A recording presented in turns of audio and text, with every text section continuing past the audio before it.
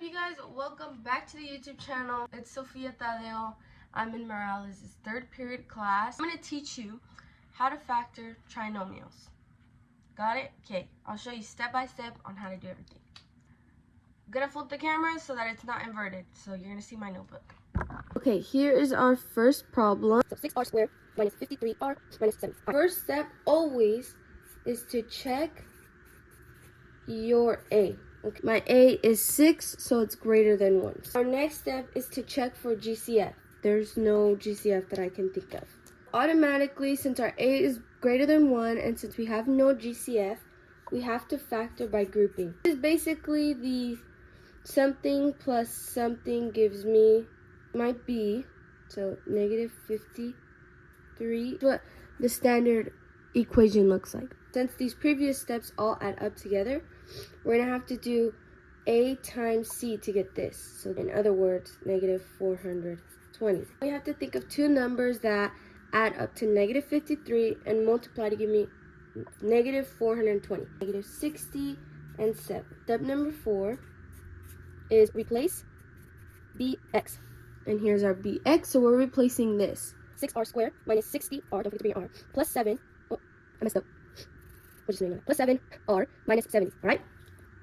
Here's our new equation. Our next step, after replacing my BX, I'm going to group them. So first two terms, here we go. And next two terms. There we go. Step number 6 is GCF or box. Okay? So we're going to draw our box. 6r squared minus 60r. There we go. The greatest common factor between 6r squared and negative 60r is 6r. This would be multiplied by r, and this would be multiplied by negative 10.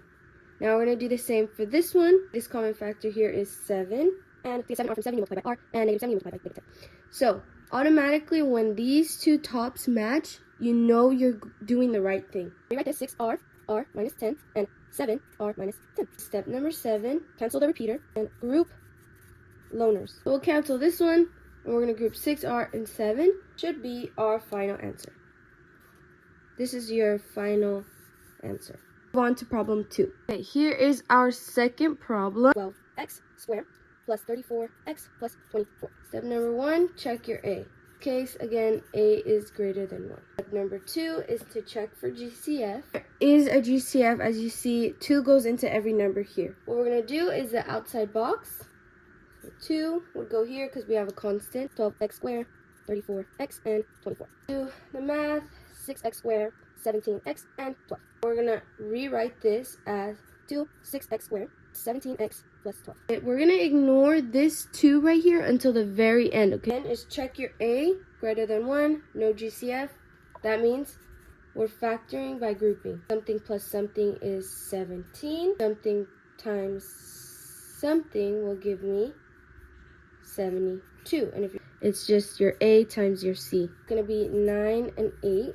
Replace our BX, in this case 17x. So we're going to rewrite 6x squared plus 9x plus 8x plus 12. Now we're just going to group them. So 6x squared and 9x, and then 8x plus 12. Those are our groups. Okay, that's step number 5. Step number 6 is GCF, the box. 6x squared, 9x. In this case, the greatest common factor is 3x. We'll multiply this by 2x and this by 3. The greatest common factor here is 4, so this would be 2x and 3. As you can see, my tops match. Great, I'm on the right track.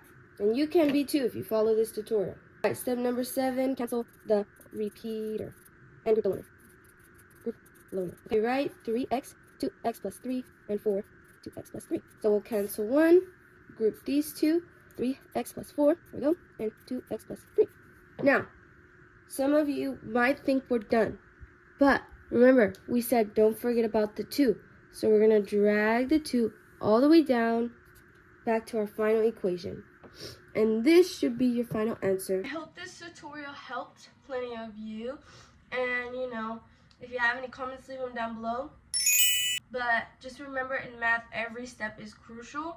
Just like cooking. Like, say you're making a macaroni and cheese and you forget to put the water and you put it in the microwave. Your final thing, you're going to have 30 seconds, okay?